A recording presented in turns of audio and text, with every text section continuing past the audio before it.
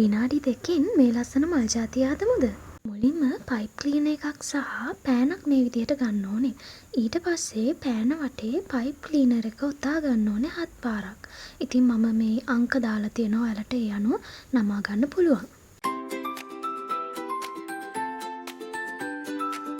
දැන් මේ ඔතාගත් එක මේ විදිහට පෑනෙන් ගලව ගන්න ඕනේ.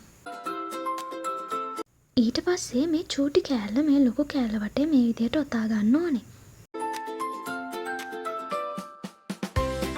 දැන් මේක අනිත් පැත්ත හැරෙව්වාම මේ විදිහට සිදුරක් තියෙනවා.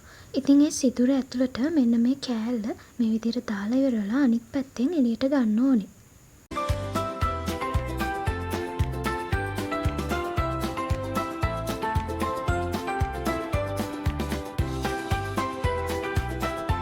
දැන් මේ මලේ පෙති ටික මේ විදිහට ලස්සනට හදා ගන්න ඕනේ. ඒ වගේම අර චූටි කෑල්ල යටට කරලා මේ විදිහට නමා ගන්න ඕනේ.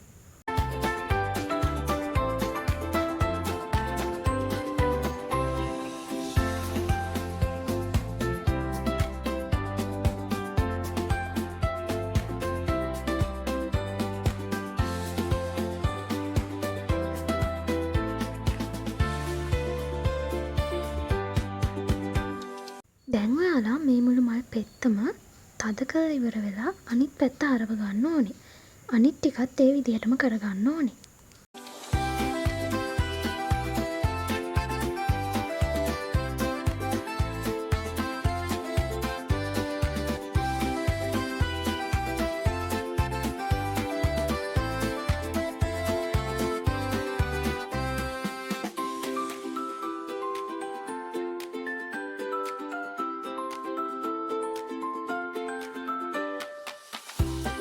දැන් මේ මලේ පෙති ටික මේ විදිහට ලස්සනට හදා ගන්න ඕනේ.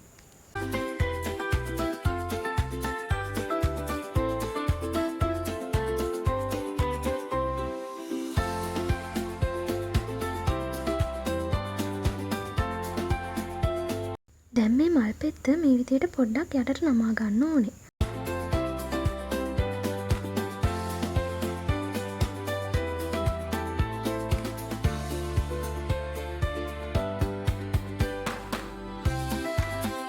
දැන් බලන්නකෝ මේ මල ලස්සනට ආවා.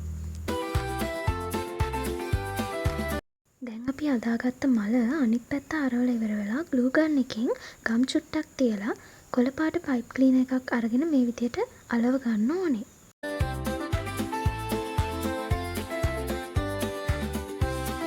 දැන් අපි අපේ මල හදලා ඉවරයි. ඔයාලට මේකට කොළ එහෙම දාලා සරස ගන්න පුළුවන්.